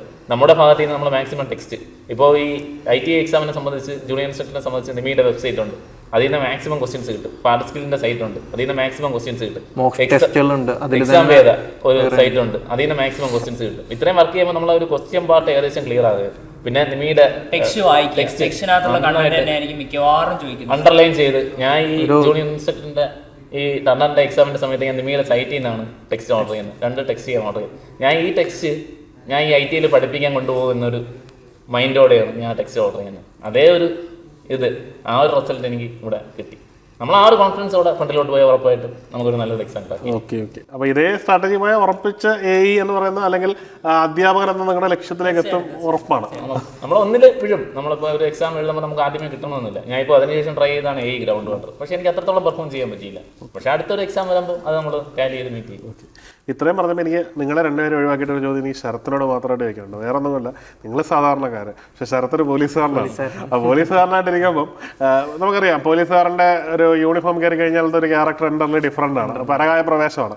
നമുക്ക് പൊതുവേ സമൂഹത്തിൽ അവർ ഒരു സോക്കോൾഡ് ഒരു അപ്പർ ഹാൻഡ് ഉള്ളതാണ്. അപ്പോൾ ആ ഒരു പൊസിഷനിൽ നിന്നുകൊണ്ട് ഇപ്പം ശരത്തിന് വേറൊരു അഡ്വാൻറ്റേജ് ഉണ്ട്. ഇപ്പോൾ ഈ പൊസിഷനിൽ നിന്നുകൊണ്ട് തന്നെ നേരെ സബ് ഇൻസ്പെക്ടറിൻ്റെ എക്സാം എഴുതാം. സബ് ഇൻസ്പെക്ടറിൻ്റെ എക്സാം എഴുതി കഴിഞ്ഞ് കഴിഞ്ഞാൽ ഇത്രയും ഡിഫിക്കൽട്ടി ഇല്ല, കാരണം ഡിപ്പാർട്ട്മെൻറ്റ് ടെസ്റ്റ് പോലെയാണ് എഴുതുന്നത്. അപ്പോൾ ആ ഒരു ഓപ്ഷനിലിട്ടൊന്നും പോകാതെ ഈ ഒരു ടെക്നിക്കലിലേക്ക് തിരിയാനുള്ള പ്രധാനപ്പെട്ട കാരണം എന്തായിരുന്നു? ബിടെക്കിന് ഏകദേശം 60 പേപ്പർ ക്ലിയർ ചെയ്താണ് നമ്മളൊരു ബിടെക്കിൻ്റെ എക്സാം ക്ലിയർ ചെയ്യുന്നത്. 60 പേപ്പർ നമ്മൾ നിസ്സാരമായിട്ട് ക്ലിയർ ചെയ്യുന്നതല്ല. അപ്പോൾ ആ പഠിച്ചതിന് ഒരു റിസൾട്ട് എന്ന് പറയുന്നത് നമ്മുടെ ടെക്നിക്കൽ ഫീൽഡിൽ എത്തിയാൽ മാത്രമേ നമ്മൾ ആ പഠിച്ചത് കൊണ്ട് എന്തെങ്കിലും ഒരു പ്രയോജനമുള്ളൂ. ഇപ്പോൾ അല്ലെങ്കിൽ ഇപ്പോൾ നമുക്കൊരു ഡിഗ്രി ചെയ്താൽ നമുക്കൊരു എക്സാം എഴുതാം, ജനറൽ PSCയുടെ ഒരു ഡിഗ്രി ലെവൽ എക്സാം എഴുതാം. പക്ഷേ ആ പഠിച്ചത് കൊണ്ട് നമ്മൾ പഠിക്കുന്ന ഏത് ഫീൽഡാണോ നമ്മൾ ആ ഫീൽഡിലാണ് ആദ്യം എത്താൻ നോക്കേണ്ടത്. അതിന് വേണ്ടിയാണ് ഒരുപക്ഷെ എൻ്റെ ലൈഫിൽ ആദ്യമായിട്ടാണ് കറക്റ്റ് ഇങ്ങനൊരു മറുപടി കിട്ടുന്നത്. കാരണം ഈ പലരുടെയും ഒരു ബിടെക് അല്ലെങ്കിൽ അതുപോലൊരു മേഖലയിൽ ക്വാളിറ്റേറ്റീവായിട്ടൊരു പേഴ്സൺ രൂപപ്പെട്ടിട്ട് ഹ്യൂമൻ ക്യാപിറ്റൽ ആയിട്ട് അയാൾ വേറെ ഏതെങ്കിലും സ്ട്രീമിൽ പോയി അടിയുന്ന ഒരവസ്ഥയാണ്. ഇപ്പം PhD-കാർ പോലും എന്ത് ചെയ്യുന്നുണ്ട്, പോലീസിലും അതുപോലുള്ള LD പോലത്തെ പോസ്റ്റിലും ജോലി ചെയ്യുന്നുണ്ട്. അപ്പം ഇദ്ദേഹം പറഞ്ഞത് കറക്റ്റ് ഒരു കാഴ്ചപ്പാടാണ്. ഒരു എഞ്ചിനീയറിൻ്റെ ആവശ്യം നമ്മുടെ ഹ്യൂമൻസിനാണ്. ഒരു എഞ്ചിനീയറിൻ്റെ റോൾ ചെയ്യാൻ വേറെ ആളെ കൊണ്ട് പറ്റത്തില്ല. ഒരു ജനറൽ PSC പഠിച്ച അല്ലെങ്കിൽ BSc അല്ലെങ്കിൽ ഒരു MA BA കഴിഞ്ഞ ഒരാൾക്ക് പറ്റത്തില്ല. ഒരു ബിടെക്കാരന് മാത്രമേ പറ്റത്തുള്ളൂ. എഞ്ചിനീയർ ചെയ്യാൻ പറ്റത്തുള്ളൂ. അപ്പം അതിനാ എഫർട്ട് ഇട്ട് തന്നെ പറഞ്ഞു. അതൊരു കറക്റ്റ് മറുപടിയാണ്. ഞാൻ ഒരിക്കലും പ്രതീക്ഷിച്ചിട്ട് ഇങ്ങനെ ഒരു സ്കോപ്പ് ഉണ്ടെന്ന് ചിന്തിച്ചിട്ട് പോലുമില്ല. ശരിയാണ്, വളരെ കറക്റ്റ് കാര്യമാണ്. അപ്പോൾ ഈ നമ്മുടെ കണ്ടുകൊണ്ടിരിക്കുന്ന ഏതൊരു പ്രേക്ഷകരും ഓർത്തിരിക്കേണ്ട ഒരു കാര്യമാണ്, ബിടെക് അല്ലെങ്കിൽ അതുപോലെ വലിയൊരു ടെക്നിക്കൽ മേഖല കവർ ചെയ്ത ഒരാൾ ഒരിക്കലും മറ്റൊരു എക്സാം ഫീൽഡിലേക്ക് പോകുമ്പം നിങ്ങൾക്കല്ല നഷ്ടം വരുന്നത്, നമ്മളെ പോലെയുള്ള സാധാരണ ജനങ്ങൾക്കും രാജ്യത്തിനുമാണ് നഷ്ടം. നിങ്ങൾ നിങ്ങളുടെ ഫീൽഡിലേക്ക് തന്നെ വരിക, അത് രാജ്യത്തിന് കൊടുക്കുന്ന ഒരു അസറ്റ് വളരെ വലുതായിരിക്കും. അപ്പം അങ്ങനെ അതുകൊണ്ടാണ് ഈ ഒരു സ്ട്രീമിലേക്ക് വന്നത്. ഓക്കെ. അപ്പം ഏതെങ്കിലും തരത്തിലുള്ള വെല്ലുവിളികൾ ഉണ്ടായിരുന്നു ഈ അപ്പോൾ എന്തായാലും ജനറൽ PSC പഠിക്കുമ്പോൾ അതിനൊരു ട്രാക്കുണ്ട്. ആ ജനറൽ PSC ട്രാക്കിൽ നിന്ന് ഷിഫ്റ്റ് ചെയ്തൊരു ടെക്നിക്കലിലേക്ക് മാറിയപ്പോൾ എന്തെങ്കിലും തരത്തിലുള്ളൊരു വെല്ലുവിളി ഉണ്ടായിരുന്നു? വെല്ലുവിളി ഉണ്ടായിരുന്നു. ചലഞ്ച് എന്ന് പറയുന്നത് എപ്പോഴും വലുതാണ്, കാരണം കോമ്പറ്റീഷനാണ് ഏറ്റവും വലിയ ചലഞ്ച്. നമ്മളൊരു ജനറൽ PSCക്കും നല്ല കോമ്പറ്റീഷനുണ്ട്, അതേ കോമ്പറ്റീഷൻ ടെക്നിക്കൽ എക്സാമിനുണ്ട്. ടെക്നിക്കൽ എക്സാമിനെ സംബന്ധിച്ച് വേക്കൻസി വളരെ ലിമിറ്റഡ് വേക്കൻസിയാണ്. അപ്പോൾ ആ ലിമിറ്റഡ് വേക്കൻസിയിൽ നമ്മൾ നല്ലൊരു റാങ്ക് വന്നാൽ മാത്രമേ എത്തത്തുള്ളൂ. അപ്പോൾ ഞാൻ പറഞ്ഞതുപോലെ മാക്സിമം റിസോഴ്സ് നമ്മളെ എത്രത്തോളം നമ്മൾ ആ കണ്ടന്റ് ക്ലിയർ ആണോ. ഇപ്പോൾ ഒരു സ്റ്റേറ്റ്മെന്റ് ടൈപ്പാണ് കൂടുതൽ നമുക്കറിയാം. ഇപ്പോൾ PSCയിൽ maximum statement type questions repeat ചെയ്യുന്നതാണ്. ആ സ്റ്റേറ്റ്മെന്റ് ആൻസർ ചെയ്യണമെങ്കിൽ നമ്മൾ ആ കണ്ടന്റ് ക്ലിയർ ആയിരിക്കണം. ഇപ്പോൾ ഒരു ഇൻസ്റ്റിറ്റ്യൂട്ട് ഇപ്പോൾ ഏണസ്റ്റ് ആണെങ്കിൽ നമുക്കൊരു അവിടെ നിന്ന് നമുക്കൊരു പ്രാക്ടിക്കൽ ചെയ്ത് നമുക്കൊരു എക്സ്പീരിയൻസ് ചിലപ്പോൾ കാണത്തില്ല. പക്ഷേ സാറ് പഠിപ്പിക്കുന്നത് സുരേഷ് സാർ പ്രത്യേകിച്ച് എടുത്ത് പറയേണ്ടതാണ്. സുരേഷ് സാറിൻ്റെ ക്ലാസ് സാറ് പ്രാക്ടിക്കൽ എങ്ങനെയാണോ ചെയ്യുന്നത്, സാർ ആ ഒരു എനിക്ക് നല്ല ഓർമ്മയുണ്ട്. ചില ക്ലാസ്സസ് ഏകദേശം ചില ക്ലാസ്സസ് ഒക്കെ എന്ന് പറഞ്ഞാൽ നമ്മൾ പ്രാക്ടിക്കൽ ചെയ്യുന്ന ആ ഒരു നോളജ് നമ്മളിപ്പോൾ ഈ ചക്കിൻ്റെ ഒക്കെ പേപ്പറൊക്കെ എടുക്കുമ്പോൾ നമ്മൾ സാർ എങ്ങനെയാണോ നമ്മൾ പ്രാക്ടിക്കൽ ചെയ്യുന്ന ആ ഒരു മൈൻഡ് സെറ്റ് നമുക്ക് അവിടെ നിന്ന് അതുപോലെ തന്നെ ആ നോട്ടില് ഏണസ്റ്റിൻ്റെ PDF നോട്ടില് ചില ഇമേജസ് 1.5 മണിക്കൂറിലൊക്കെ ഒരു മൊഡ്യൂൾ അങ്ങ് തീരെയാണ്. ഇമേജസ് 1.5 മണിക്കൂർ, പിന്നെ അതിന്റെ ആ നോട്ടും കൂടെ വായിച്ചു കഴിഞ്ഞാൽ ആ ഇമേജസ് ഒക്കെ നമ്മളെ എക്സാം ഹാളിൽ ഏറ്റവും കൂടുതൽ പ്രയോജനം ചെയ്യുന്ന ഒരു സംഭവമാണ് ഇമേജസ്. നമുക്കിപ്പോൾ ആൻസർ ചിലപ്പോൾ ക്ലിയർ ആകണമെന്നില്ല, പക്ഷേ ഇമേജസ് നമ്മൾ കണ്ടു പഠിക്കുവാണെങ്കിൽ നമുക്ക് അവിടെ ഇരിക്കുമ്പോൾ അത് റാങ്ക് ചെയ്യാൻ ഭയങ്കര പെട്ടെന്ന് ക്ലിക്ക് ആവും, നമുക്ക് ആൻസർ ക്ലിക്ക് ആവും. പിന്നെ നെഗറ്റീവ് വരുന്നത് ഈ എക്സാമിന് നെഗറ്റീവ് വരുന്ന എന്നെ സംബന്ധിച്ച് ഏറ്റവും കൂടുതൽ നെഗറ്റീവ് വരുന്ന ഒരാളാണ്. പക്ഷേ എനിക്ക് അതിനെ ഹെൽപ്പ് ചെയ്തത് നമ്മൾ മാക്സിമം കണ്ടന്റ് ക്ലിയർ ചെയ്യുക. മാക്സിമം ആ സിലബസ് പ്രിന്റ് എടുത്താണ് പഠിക്കുന്നത്. സിലബസ് പ്രിന്റ് എടുത്ത് ഞാൻ അതിൻ്റെ അണ്ടർലൈൻ ചെയ്യുന്നത് അതാണ് എനിക്ക് ഏറ്റവും ഇൻട്രസ്റ്റ് ആയിട്ട്. അതായത് ഒരു സിലബസിനെ ഞാൻ ആദ്യം പ്രിന്റ് എടുത്ത് അതിൽ ഓരോ വേർഡ് അണ്ടർലൈൻ ചെയ്ത് ഞാൻ അതിനെ മാക്സിമം ക്ലിയർ ചെയ്യാനാണ് നോക്കുന്നത്. അപ്പോൾ എൻ്റെ കണ്ടന്റ് ക്ലിയർ ആണെങ്കിൽ എൻ്റെ ഭാഗത്ത് നിന്ന് ഞാൻ എക്സാമിന് വരുത്തുന്ന ഒരു മിസ്റ്റേക്ക് എന്നെ അത്രയും അഫക്റ്റ് ചെയ്യത്തില്ല. കാരണം എനിക്ക് അത്രയും കണ്ടന്റ് ക്ലിയർ ആണ്. അതായത് 100 ക്വസ്റ്റ്യൻ ഉണ്ട്, അപ്രോച്ച് ചെയ്യാൻ എനിക്ക് 100 ക്വസ്റ്റ്യൻ ഉണ്ട്. ആ 100 ക്വസ്റ്റ്യനിൽ എൻ്റെ കണ്ടന്റ് അത്രയും ക്ലിയർ ആണെങ്കിൽ എനിക്ക് ഞാൻ ഒരു നെഗറ്റീവ് എഴുതാൻ മാക്സിമം സാധ്യത ഒരു 10 വരത്തില്ല, ചിലപ്പോൾ ഒരു 5-6 ക്വസ്റ്റ്യൻ ആയിരിക്കും. അതാണ് ഈ എക്സാം ഇത്രയും മാർക്ക് ഞങ്ങൾക്ക് സ്കോർ ചെയ്യാൻ പറ്റിയ മെയിൻ. കാരണം നമ്മൾ അത്രത്തോളം കണ്ടന്റ് ക്ലിയർ ആകുമ്പോൾ നമ്മൾ നെഗറ്റീവ് എഴുതിയാലും കുറഞ്ഞിരിക്കും. കാരണം നമ്മൾ മാക്സിമം ഫ്രണ്ടിലെത്തും. അതാണ് ഏറ്റവും വലിയ. ശരി. ശരത്തിന്റെ ആറ്റിറ്റ്യൂഡിൽ നിന്നും ശരത്തിന്റെ സംസാരത്തിൽ നിന്നും ശരത്തിന്റെ 20-ാമത്തെ വയസ്സിലെ പോലീസിലും കയറിയ ഒരാളാണ്. അപ്പം നമുക്കൊരു കാര്യം വ്യക്തമാണ്, ശരത്ത് സർക്കാർ സർവീസ് പഠിച്ചിറങ്ങിയപ്പോൾ തന്നെ മനസ്സ് സെറ്റ് ചെയ്ത ഒരാളാണ്. നിങ്ങൾ രണ്ടുപേരെയും കാണുമ്പോൾ നിങ്ങൾ രണ്ടുപേരും ടെക്നിക്കൽ മേഖലയിൽ നിന്ന് വന്നവരാണ്. നിങ്ങൾ PSCയുടെ സ്ട്രീമിലേക്ക് വന്നു. പക്ഷേ നിങ്ങളുടെ മുമ്പിൽ ഏറ്റവും വലിയ 2 വെല്ലുവിളികളുണ്ടായിരുന്നു. അതായത് നിങ്ങൾക്ക് ബിടെക് കഴിഞ്ഞവരാണ്, നിങ്ങൾക്ക് ധാരാളം ഓപ്പർച്യൂണിറ്റീസ് വിദേശത്തുണ്ട്, നാട്ടിൽ തന്നെയുണ്ട്, അത് പ്രൈവറ്റ് സെക്ടറിലാണ്, വലിയ സാലറിയോടുകൂടി തന്നെ പ്ലേസ്മെൻറ്റ് കിട്ടാൻ സാധ്യതയുള്ളതാണ്. അതൊക്കെ ഉപേക്ഷിച്ച് ഒരു സർക്കാർ ജോലി എന്ന് പറയുന്ന ലക്ഷ്യത്തിലേക്ക് നിങ്ങൾ രണ്ടുപേരും ചൂസ് ചെയ്യാൻ കാര്യം എന്തായിരുന്നു? ഫസ്റ്റ് ഓഫ് ഓൾ എന്ന് പറഞ്ഞു കഴിഞ്ഞാൽ ഞാൻ പഠിച്ചിരിക്കുന്ന സമയത്ത് തൊട്ട് തന്നെ സർക്കാർ ജോലിയിലോട്ട് അപ്ലൈ ചെയ്യാനായിട്ട് എൻ്റെ മാതാപിതാക്കൾ രണ്ടുപേരും പറയാറുണ്ട്. കാരണം അവർ രണ്ടുപേരും സർക്കാർ സർവീസിലുള്ളതാണ്. പിന്നെ ഞാൻ ആദ്യം ബിടെക് പഠിക്കുന്ന സമയത്ത് അതിൻ്റെ ഒരു ഡിഫിക്കൽട്ടി കാരണം നമ്മൾ അത് അത്ര കാര്യമായിട്ട് എടുത്തിട്ടുണ്ടായില്ല. പിന്നെ നമ്മൾ ഒരു പ്രൈവറ്റ് മേഖലയിൽ പോയി അവിടുത്തെ വർക്ക് ചെയ്തപ്പോഴാണ് നമുക്ക് അതിൻ്റെ അനുഭവങ്ങൾ മനസ്സിലാണ്. നമുക്ക് അവർ പറയുന്നത് എത്രത്തോളം വാല്യുബിൾ ആയിട്ടുള്ളൊരു കാര്യമാണെന്നുള്ളത്. പിന്നെ അത് അവിടെ നിന്ന് ഇറങ്ങി പിന്നെ നമ്മളൊരു എഫേർട്ട് ഇട്ട് പഠിച്ച് നമുക്ക് കിട്ടുമെന്ന് മനസ്സിലായപ്പോൾ നമ്മൾ പിന്നെയും കൂടുതൽ അച്ചീവ്മെൻറ്റിലോട്ട് എത്താനുള്ള ശ്രമങ്ങൾ നമ്മൾ തുടർന്നുകൊണ്ടിരിക്കുന്നു. Okay okay. എന്നെ സംബന്ധിച്ചിടത്തോളം ടീച്ചിങ് ഭയങ്കര ഇഷ്ടമാണ്. കുഞ്ഞിലെ മുതൽ ടീച്ചിങ് ഭയങ്കര ഇഷ്ടമാണ്. അപ്പോൾ അതിൻ്റെ ഇടയ്ക്ക് പിന്നെ ബിടെക് കൂടെ കയറി വന്നു. അപ്പോൾ ബിടെക് കഴിഞ്ഞിട്ട് എങ്ങനെയാണ് അടുത്ത ഇനിയിപ്പോൾ ടീച്ചിങ്ങിൻ്റെ ആ ഒരു സെക്ടർ നോക്കിയായിരുന്നു. അപ്പോൾ നോക്കിയപ്പോഴത്തേക്കും കറസ്പോണ്ടിങ് ആയിട്ട് മനസ്സിലായി ഇപ്പോൾ പോളി ലെക്ചർ ഉണ്ട്, അപ്പോൾ അങ്ങനെയുള്ള കുറേ പോസ്റ്റുകൾ, ജൂനിയർ ഇൻസ്ട്രക്ടർ ഉണ്ട്. അപ്പോൾ തീർച്ചയായിട്ടും അതിലേക്ക് തന്നെ പോകണം. പിന്നെ വീട്ടിലെ ചേട്ടൻ ഓൾറെഡി ഗവൺമെൻറ് സർവീസിലാണ് ഇരിക്കുന്നത്. അപ്പോൾ ഗവൺമെൻറ് സർവീസിൻ്റെ ബാക്കി പരിപാടികൾ എന്തൊക്കെയാണോ ആ കാര്യങ്ങളെല്ലാം അറിയാം. അപ്പോൾ പിന്നെ എന്തായാലും ഇതിലേക്ക് ഡിപ്പാർട്ട്മെന്റ് ആണോ നോക്കുക. കുടുംബപരമായിട്ട് അവരെ ഗവൺമെന്റ് സർവീസ് ആവാമെന്നൊക്കെ തീരുമാനിച്ചു. എന്നെ ഏറ്റവും ഹെൽപ്പ് ചെയ്തത് പുള്ളി പറയുന്ന പോലെ ഈ ടീച്ചിങ്ങിന്റെ ഞാനത് പറയാൻ വിട്ടുപോയതാണ്. ഞാൻ പഠിക്കുന്ന സമയത്ത് ഏറ്റവും ഞാൻ സ്വന്തമായി പഠിച്ചിട്ട് എനിക്ക് ഒരു എക്സാം ഞാൻ പറഞ്ഞതുപോലെ 73.67 ആ ഒരു മാർക്കിലേ നിൽക്കുന്നുള്ളൂ. എന്നെ ഏറ്റവും ഹെൽപ്പ് ചെയ്തത് എൻ്റെ വീട്ടിൽ, ഞാൻ ഡെപ്യൂട്ടേഷനാണ് നിൽക്കുന്നത്, എൻ്റെ വീട്ടിൽ എൻ്റെ ഒരു കൂട്ടുകാരെ ദിവസവും വരുമായിരുന്നു. നവീൻ എന്നാണ് പേര്. നവീൻ എൻ്റെ വീട്ടിൽ വരുമായിരുന്നു. ഞാൻ ഈ എക്സാമിൻ്റെ ഈ ക്ലാസ് കണ്ടതിന് ശേഷം ഞാൻ പുള്ളിയെ പഠിപ്പിക്കുകയാണ് ചെയ്തത്. ഞാൻ പഠിച്ചതല്ല സ്വന്തം, ഞാൻ കൂടുതൽ പുള്ളിയെ പഠിപ്പിക്കുകയാണ് ചെയ്തത്. ഞാനും പുള്ളിയും കൂടെയാണ് പഠിച്ചത്. ഞാൻ അപ്പോൾ പുള്ളിക്ക് മാക്സിമം പറഞ്ഞു കൊടുക്കുമ്പോൾ എനിക്ക് എക്സാം ഹാളിലിരിക്കുമ്പോൾ എനിക്ക് ക്വസ്റ്റ്യൻ കാണുമ്പോൾ ആൻസർ കിട്ടും. ആ ഒരു ലെവലായി ഞാൻ. അതായത് ഞാൻ പുള്ളിക്ക് പറഞ്ഞു കൊടുക്കുമ്പോൾ എപ്പോഴും പഠിപ്പിക്കുന്നതാണ് ഏറ്റവും നല്ലത്. പഠിക്കുന്നതിനേക്കാളും ഒരു എക്സാം ക്രാക്ക് ചെയ്യുന്നത് എൻ്റെ ഒരു ഇതാണ്. പഠിപ്പിക്കുന്നതാണ് നല്ലത്. പഠിപ്പിക്കുമ്പോൾ നമുക്ക് അവർക്കും പ്രയോജനം ചെയ്യും. പക്ഷെ നമ്മളെ മൈൻഡിൽ നമുക്ക് നെഗറ്റീവ് ഇല്ലാതെ ആൻസർ ചെയ്യാൻ ഏറ്റവും ഹെൽപ്പ് ചെയ്യുന്നത് ഈ പഠിക്കുന്ന കാര്യം. അതുപോലെ എന്റെ വൈഫും നല്ല സപ്പോർട്ടായിരുന്നു, വീട്ടുകാർ നല്ല സപ്പോർട്ടായിരുന്നു. അവര് ഈ ഫ്രണ്ട് വരുമ്പോൾ അവര് മാക്സിമം എല്ലാവരും സപ്പോർട്ടായിരുന്നു. അവരെ ഒരു ഫാമിലി സപ്പോർട്ട് പ്ലസ് നമ്മൾ മാക്സിമം നമ്മളെ എഫർട്ട് പ്ലസ് ഒരു ഞാൻ ക്രിസ്ത്യനാണ്. പക്ഷെ എൻ്റെ ഒരു പ്രാർത്ഥന എന്ന് പറയുന്നത് എനിക്ക് ഞായറാഴ്ച പള്ളിയിൽ പോകണമെന്ന് ഭയങ്കര ഇഷ്ടമാണ്. അപ്പോൾ ഞാൻ പ്രാർത്ഥിച്ചതെന്ന് പറഞ്ഞാൽ എനിക്ക് സൺഡേ പള്ളിയിൽ പോകാൻ പറ്റുന്ന ഒരു ജോലി, അങ്ങനെ ഒരു പ്രെയർ ഉണ്ട്. അങ്ങനെ അത് എനിക്ക് എനിക്കതും കിട്ടി. ശരിയാണ്, പോലീസിന്റെ അത് പറയാമല്ലോ, ഡേ ടു ഡേ ഇല്ലാത്തൊരു ജോലിയാണ്. എപ്പോൾ എങ്ങോട്ട് പോകണം എന്നുള്ളത് പോലും നമുക്ക് തീരുമാനിക്കാൻ പറ്റാത്തൊരവസ്ഥയാണ്. ശരിയാണ്, ആ ഒരു അവസ്ഥയിൽ തന്നെ എത്തിയിരിക്കുകയാണ്. ഇനി നമുക്ക് എല്ലാവർക്കും സംശയമുള്ള 2 കാര്യം, നിങ്ങൾ വലിയ റാങ്ക് ജേതാക്കളായതുകൊണ്ട് എല്ലാ വ്യൂവേഴ്സും ആഗ്രഹിക്കുന്ന 2 ചോദ്യങ്ങളാണ്. ഒന്ന്, പ്രധാനമായിട്ടും നിങ്ങൾ ഈ നമ്മുടെ കോച്ചിങ്, അത് നിങ്ങൾ ഓൾറെഡി ഇൻഡയറക്റ്റായിട്ട് പല കാര്യങ്ങളും പറഞ്ഞു, ഒരു കോച്ചിങ് എടുക്കുന്നുണ്ട്, ഞങ്ങളുടെ നല്ല ഏതെങ്കിലുമൊക്കെ സിസ്റ്റമാറ്റിക് ഒരു കോച്ചിങ് എടുക്കുന്നുള്ള പ്രയോജനവും, അതുപോലെ തന്നെ നെഗറ്റീവിൻ്റെ കാര്യം പറഞ്ഞതുകൊണ്ട് തന്നെ എടുത്തു ചോദിക്കുകയാണ്, എക്സാം ഹാളിൽ നമ്മൾ ഇംപ്ലിമെൻറ്റ് ചെയ്യേണ്ടുന്ന സ്ട്രാറ്റജി അതെന്തായിരുന്നു നിങ്ങളുടെ? ഇപ്പം കോച്ചിങ്ങിന്റെ ഇമ്പോർട്ടൻസ് എന്ന് പറഞ്ഞപ്പോൾ നേരത്തെ നമ്മൾ പറഞ്ഞിട്ടുണ്ടായിരുന്നു അല്ലേ. ഇപ്പം ആരൊക്കെയാണ് ഈ ഒരു മേഖലയിൽ ഇപ്പം കണ്ടിന്യൂസ് ആയിട്ട് നിൽക്കുന്നത്, അതുപോലെ തന്നെ എന്ത് സിലബസാണ് നമ്മൾ ഓറിയൻറ്റ് ചെയ്യുന്നത്, അതുപോലെ തന്നെ എന്തൊക്കെ ടെക്സ്റ്റൊക്കെയാണ് പഠിക്കേണ്ടത്, എവിടെ നിന്നൊക്കെയാണ് ക്വസ്റ്റ്യൻസ് എടുക്കേണ്ടത്, ആ കാര്യങ്ങളൊക്കെ നമുക്ക് കിട്ടണം. അപ്പോൾ ഒരു കോച്ചിങ് അല്ലെങ്കിൽ ഒരു ഗൈഡൻസ് ഏറ്റവും ഇമ്പോർട്ടൻ്റ് ആയിട്ട് വേണ്ടതാണ്. അതുപോലെ തന്നെ ഇത് കഴിഞ്ഞിട്ട് 100 മാർക്കിൻ്റെ ഓരോ ക്വസ്റ്റ്യൻ്റെ ഓരോ സെഷൻസ് അങ്ങനെയുള്ള കാര്യങ്ങൾ കിട്ടിക്കഴിഞ്ഞാൽ അത്രയും യൂസ്ഫുൾ ആണ്. അത് എക്സാം തീരുന്ന സമയത്ത് അത് കിട്ടിക്കഴിഞ്ഞാൽ അതിനകത്തുള്ള എന്തൊക്കെയാണുള്ളത് അതേ സംഭവം തന്നെ നമുക്ക് എക്സാമിൽ ചെന്നിട്ട് ഇതാക്കാൻ വേണ്ടി പറ്റും. അപ്പോൾ അത് കണ്ടിന്യൂ ചെയ്യാൻ വേണ്ടിയിട്ട് ഏറ്റവും ഇമ്പോർട്ടൻറ്റ് കോച്ചിങ് ആവശ്യം. ഇതാണ് എൻ്റെ അഭിപ്രായത്തിൽ. ഇപ്പോൾ എക്സാം ഹാളിനെ പറ്റി എന്താണ് താങ്കൾക്ക് പറയാനുള്ളത്? എക്സാം ഹാൾ സ്ട്രാറ്റജി എന്ന് പറഞ്ഞത് ആദ്യത്തെ ഇപ്പം 100 ക്വസ്റ്റ്യൻ ആണെന്ന് അറിയാം, ഇത്ര മണിക്കൂറാണെന്നുള്ള സംഭവങ്ങളൊക്കെ, ബാക്കി കാര്യങ്ങളെല്ലാം നിങ്ങൾക്ക് അറിയാം, ബേസിക് ആയിട്ടുള്ള കാര്യങ്ങളൊക്കെ അറിയാം. അപ്പോൾ അതിൽ ആദ്യം എന്ത് ചെയ്യുന്നതാണ് ഏറ്റവും കൂടുതലായിട്ട് നന്നായിട്ട് അറിയാമെന്നുള്ള ക്വസ്റ്റ്യൻസ് ആദ്യമേ അങ്ങ് ഇതാക്കി പോവുക. പിന്നെ രണ്ടാമത്തെ സെറ്റ് എടുക്കുക. രണ്ടാമത്തെ സെറ്റിൽ എന്ത് ചെയ്യാം, അത് കുറച്ചുകൂടെ ഹാർഡായിട്ടിരിക്കുന്ന ക്വസ്റ്റ്യൻസ് അറ്റൻഡ് ചെയ്ത് പോവുക. ഞാൻ സാധാരണ നിന്ന് പ്രോബ്ലമാറ്റിക് എനിക്ക് കുറച്ച് ഇൻട്രസ്റ്റഡ് ആണ്. അപ്പം പ്രോബ്ലമാറ്റിക് ആയിട്ടുള്ള ക്വസ്റ്റ്യൻ ഉണ്ടെങ്കിൽ ആദ്യം ജസ്റ്റ് അറ്റൻഡ് ചെയ്യാം. ഞാൻ അങ്ങനെ പറയുന്നില്ല ആൾക്കാരത്തോട്ട്, എന്നാലും ഞാൻ എൻ്റെ ഒരു സ്ട്രാറ്റജി പറയുന്നത് പ്രോബ്ലമാറ്റിക് ക്വസ്റ്റ്യൻസ് ഇഷ്ടമായതുകൊണ്ട് പ്രോബ്ലമാറ്റിക് ആദ്യം ജസ്റ്റ് നോക്കും, പ്രോബ്ലമാറ്റിക് അത് കിട്ടുമോ ഇല്ലയോ എന്നുള്ളത്. ജസ്റ്റ് ടപ്പനെ ഇതാക്കിയതിന് ശേഷം ആൻസർ എടുക്കും, പിന്നെ അതിന് ശേഷം ഇതാക്കുക. ഒരു 2-3 റൗണ്ട് എടുത്തിട്ടായിരിക്കും ഈ ഒരു ടോട്ടലി ഇതാക്കുക. പിന്നെ അത്രയും എന്താണ് 100% ഷുവർ ആണെങ്കിൽ മാത്രമേ നമുക്ക് എന്താക്കാൻ വേണ്ടി പറയുന്നുള്ളൂ, കർപ്പിക്കാൻ വേണ്ടി പറയുന്നുള്ളൂ. അല്ലാത്ത വർഷം ചുമ്മാ എല്ലാം കൂടെ ഇതാക്കിയിട്ട് കാര്യമില്ല. പിന്നെ ഞാൻ കഴിഞ്ഞ ഇപ്പം 2ാം റാങ്കും 1st റാങ്കും കിട്ടിയ 2 എക്സാമിനും 100 ക്വസ്റ്റ്യനും കറപ്പിച്ചിട്ടാണ് ഇതാക്കിയത്. കാരണം എനിക്ക് ഒരു മാർക്ക് അങ്ങനെ കളയണമെന്ന് തോന്നിയിട്ടില്ല, അല്ലെങ്കിൽ കളഞ്ഞാലും ഒരു റിസ്ക് എടുക്കുന്നതുകൊണ്ടും കുഴപ്പമില്ല. പക്ഷേ റിസ്ക് എടുത്തുകൊണ്ടാണ് ഇത് കിട്ടിയത്. അല്ല ഏതെങ്കിലും ഒരു ക്വസ്റ്റ്യൻസ് അങ്ങനെ നമ്മൾ സ്കിപ്പ് ചെയ്തിരുന്നെങ്കിൽ ഒരിക്കലും ആ ഒരു മാർക്കിലോട്ട് എത്തത്തില്ല.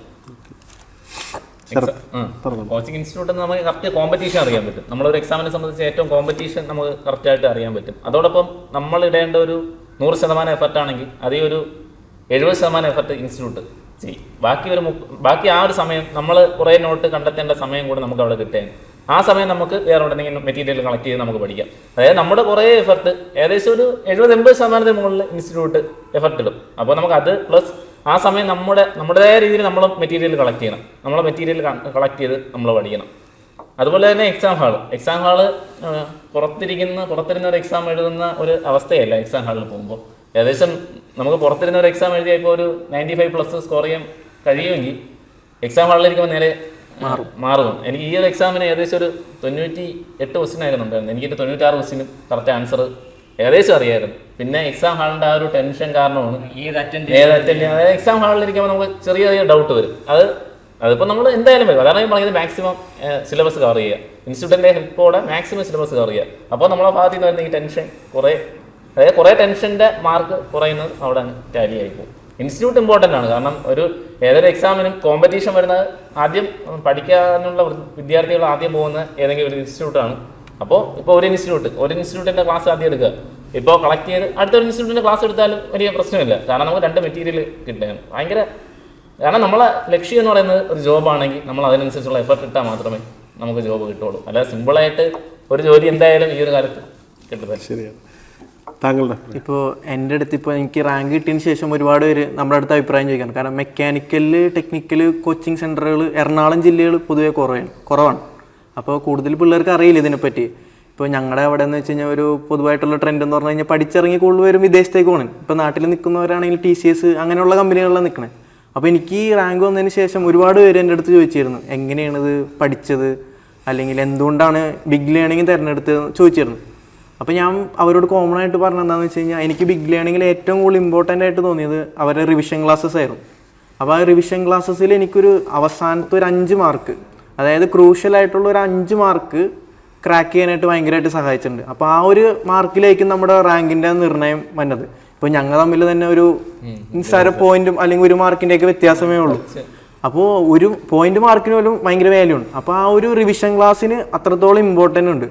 അപ്പോൾ ആ ഒരു റിവിഷനും കാരണമാണ് ഇപ്പോൾ നമുക്ക് ആ ഒരു റാങ്ക് നിർണ്ണയം എനിക്ക് പേഴ്സണലി കിട്ടിയേക്കുന്നത്. അതെ, റീകളക്ട് ചെയ്യും. അതുപോലെ തന്നെ ചില പോയിന്റ്സ് അന്നാണ് നമുക്ക് പുതിയതായിട്ട് അറിവ് കിട്ടിയത്. അതായത് നമുക്ക് ടെസ്റ്റ് കൂടുതൽ ഡീപ്പായിട്ട് പഠിപ്പിച്ചിട്ടേക്കും ആ പോയിന്റുകൾ പഠിപ്പിക്കുന്നത് സാർമാർ. അപ്പോൾ അത് റിവിഷൻ ക്ലാസ് മിസ്സായവർക്ക് ചിലപ്പോൾ ആ ഒരു പോയിന്റ്സ് ഒക്കെ മിസ്സായിട്ടുണ്ടാവും. അതായിരുന്നു ബിഗ് ലേണിംഗ് എനിക്ക് ഏറ്റവും കൂടുതൽ സഹായിച്ചിരിക്കുന്ന ഒരു കാര്യം. പിന്നെ ഒരു ഇതുകൂടെ ഉണ്ട്, ഇൻസ്റ്റിറ്റ്യൂട്ടിൽ പഠിക്കുന്നവരാണ് മെയിൻ കോമ്പറ്റീഷൻ വരുന്നത്. അപ്പോൾ ആ ഇൻസ്റ്റിറ്റ്യൂട്ടിലെ ക്വസ്റ്റ്യൻ കിട്ടിയില്ലെങ്കിൽ നമ്മളിപ്പോൾ ഇൻസ്റ്റിറ്റ്യൂട്ടിൽ പഠിപ്പിക്കുന്ന ആ ക്വസ്റ്റ്യൻ കിട്ടിയില്ലെങ്കിൽ നമ്മൾ സ്വന്തമായിട്ട് പഠിച്ചിട്ടും കാര്യമില്ല. കാരണം ഇൻസ്റ്റിറ്റ്യൂട്ടിലുള്ളവരാണ് മെയിൻ കോമ്പറ്റീഷൻ. അപ്പോൾ ആ ഇൻസ്റ്റിറ്റ്യൂട്ടിലെ ക്വസ്റ്റ്യൻ കിട്ടണം, പ്ലസ് പുറത്തുള്ള ക്വസ്റ്റ്യൻ കിട്ടണം. രണ്ടും കൂടെ മിക്സ് ചെയ്താൽ മാത്രമേ നമുക്ക് ആ എക്സാം ക്രാക്ക് ചെയ്യാൻ പറ്റും. പിന്നെ സാറ് നേരത്തെ വെച്ച് നെഗറ്റീവിൻ്റെ കേസിൽ ഞാൻ നേരത്തെ പറഞ്ഞ പോലെ ടൂൾ ആൻഡ് ഡൈ ആണ് ഞാൻ ആദ്യം എഴുതിയത്. ടൂൾ ആൻഡ് ഡൈ ഞാൻ എഴുതിയപ്പോൾ അത്യാവശ്യം പഠിച്ചിട്ട് തന്നെ എഴുതിയത്. പക്ഷേ എനിക്കതിൽ നെഗറ്റീവ് കുറച്ച് അധികം വന്നിട്ടുണ്ടായിരുന്നു. 15 എണ്ണത്തിനും മുകളിൽ നെഗറ്റീവ് വന്നു. അപ്പോൾ അത് നമ്മളെ വല്ലാണ്ട് തളർത്തി. കാരണം നമ്മൾ നന്നായിട്ട് പഠിച്ചിട്ട് നെഗറ്റീവ് ഇത്ര വരുമ്പോൾ നമുക്കൊരു വിഷമം വരും. അപ്പോൾ അടുത്ത് വന്ന ഫിറ്ററും ടർണറായാലും ഞാൻ മാക്സിമം നെഗറ്റീവ് കുറയ്ക്കാന്നുള്ള എൻ്റെ ഒരു ലക്ഷ്യമായിരുന്നു. അപ്പോൾ നമുക്ക് ഷുവറാണെന്ന് തോന്നുന്നത് മാത്രമേ ഞാൻ അറ്റൻഡ് ചെയ്തിട്ടുള്ളൂ. അപ്പോൾ എനിക്ക് എൻ്റെ ഓർമ്മ കറക്റ്റ് ആണെങ്കിൽ ഫിറ്ററിൽ എനിക്ക് ഒരു 4 നെഗറ്റീവും ടർണറിൽ എനിക്ക് 2 നെഗറ്റീവേ വന്നിട്ടുള്ളൂ. ടർണറിൽ ഞാനൊരു 94-95 ഞാൻ ക്വസ്റ്റ്യൻസ് അറ്റൻഡ് ചെയ്തിട്ടുണ്ട്. അത് ഒരു ക്വസ്റ്റ്യൻ ക്യാൻസൽ ആയിപ്പോയി, ബാക്കി 2 എനിക്ക് നെഗറ്റീവ് വന്നു. അപ്പോൾ മാക്സിമം നമുക്ക് ഉറപ്പുള്ളത് അറ്റൻഡ് ചെയ്യുക, അല്ലാത്തത് നമ്മൾ അതനുസരിച്ച് വിടുക. നമുക്കറിയാം നമ്മുടെ മുമ്പിൽ ധാരാളം അവസരങ്ങളുണ്ട്. പ്രത്യേകിച്ചും മെക്കാനിക്കൽ സ്ട്രീമുമായി ബന്ധപ്പെട്ട ഉദ്യോഗാർത്ഥികളെ സംബന്ധിച്ചിടത്തോളം നിങ്ങൾക്ക് വരാൻ പോകുന്ന അവസരങ്ങൾ നിരവധിയാണ്. ഇവിടെ വിജയം നേടിയവരാണ് നിങ്ങളോട് അവരുടെ സക്സസ് പറഞ്ഞത്. ഒന്നും മാജിക്കിലൂടെ സാധിച്ചതല്ല, അവരുടെ നിരന്തരമായ പരിശ്രമത്തിലൂടെ അവർ നേടിയെടുത്ത നേട്ടമാണ്. ഈ ഒരു നേട്ടം നിങ്ങൾ ഓരോരുത്തർക്കും നേടാൻ കഴിയുന്നതാണ്. അതിനു വേണ്ടത് അടങ്ങാത്ത ആഗ്രഹവും ദൃഢനിശ്ചയവുമാണ്. അതിനുള്ള തയ്യാറെടുപ്പിന് നിങ്ങൾ തയ്യാറാണെങ്കിൽ ഇത്തരത്തിലുള്ള നേട്ടം നിങ്ങളെയും തേടിയെത്തും. അപ്പോൾ നമുക്ക് മറ്റൊരു പോഡ്കാസ്റ്റുമായി കാണാം. Good bye.